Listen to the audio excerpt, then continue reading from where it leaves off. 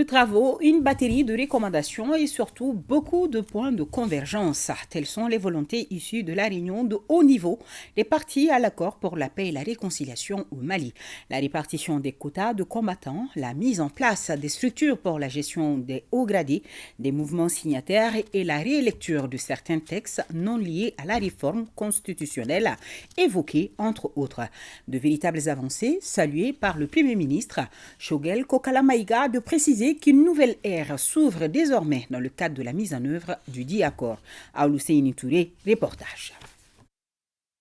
Cette réunion du niveau décisionnel est, selon le gouvernement, celui qui a le plus fait bouger les lignes. En témoignent les principales conclusions auxquelles elle a abouti.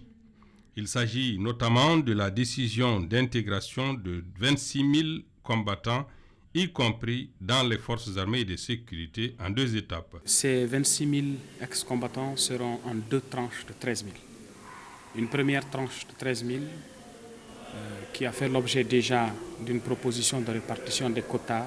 L'État s'engage également à prendre la 2e tranche de 13 000 en charge sur une période de 2 ans, notamment 2023-2024.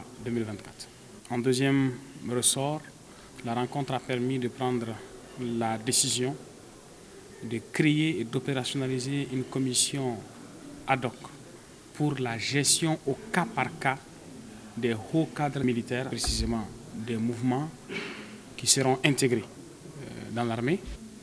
En troisième ressort, la rencontre a permis de prendre la décision, en tout cas de diligenter les réformes politiques et institutionnelles qui ne sont pas liées à la révision constitutionnelle telle que présentée par le gouvernement et acceptée par les groupes signataires. La réunion du niveau décisionnel a pour une fois mobilisé tous les groupes signataires et au plus haut sommet de leur hiérarchie. Aussi, le gouvernement se félicite-t-il de la mobilisation observée.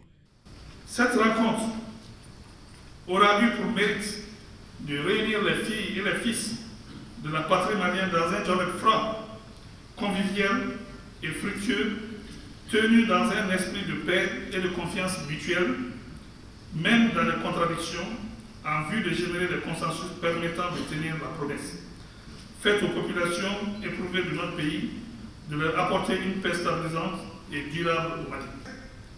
Malgré les accords obtenus à l'occasion de cette rencontre niveau décisionnel, des questions importantes restent à vider.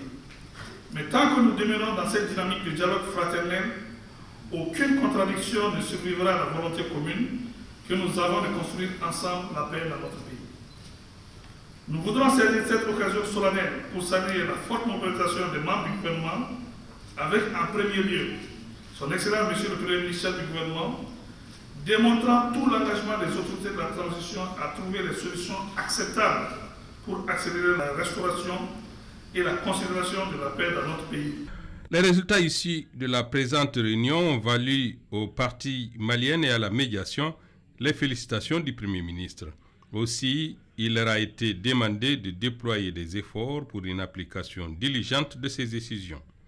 Je tiens singulièrement à saluer la disponibilité, la flexibilité, l'engagement et l'esprit de compromis dont vous avez fait montre